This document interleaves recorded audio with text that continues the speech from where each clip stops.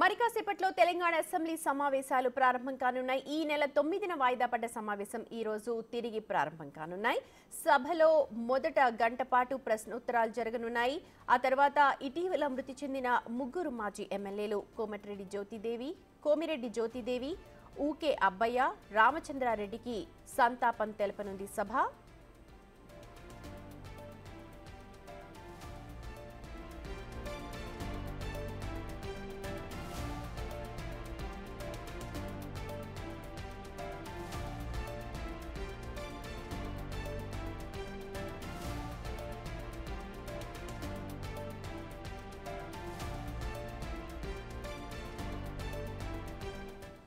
ఇక ఈ రోజు సభ ముందుకు రెండు కీలక బిల్లులు రానున్నాయి. స్పోర్ట్స్ యూనివర్సిటీల సవరణ బిల్లులను ప్రవేశపెట్టనుంది ప్రభుత్వం.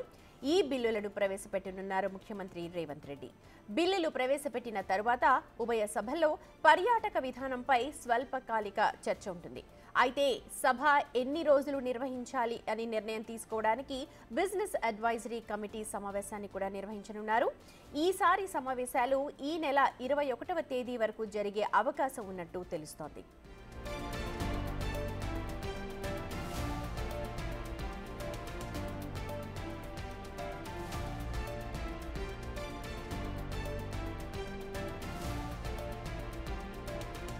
ఇక తెలంగాణ పర్యాటక విధానంపై జరిగే చర్చే కీలకం కానుంది. రాష్ట్రంలో ఆకర్షణీయమైన స్థలాలు, ఆలయాలు ఎన్నో ఉన్నాయి.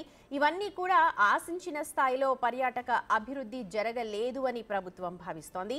ఈ అంశాలపై ఇటీవల అధికారులతో సీఎం రేవంత్ రెడ్డి సమీక్ష కూడా నిర్వహించారు.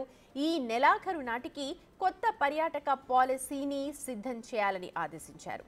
దీనిపైనే ఇప్పుడు అసెంబ్లీలో స్వల్పకాలిక చర్చ చేపట్టనున్నారు.